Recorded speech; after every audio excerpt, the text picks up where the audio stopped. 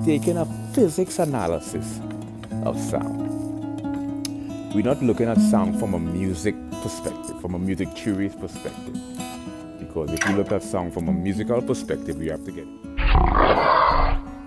coexisting polarity. We're not looking at sound from a music perspective, from a music like theory perspective. Medium. Because if you look at sound from a musical perspective, you have to get into the chromatic scale, the diatonic scale, paradox, primarily the diatonic scales was like extracted from the chromatic scales to form the musical structure in the Western. Paradox. Amplitude and frequency. Watch this video. Watch this maximum extent of a vibration. This is my mini library. I have a much bigger library. So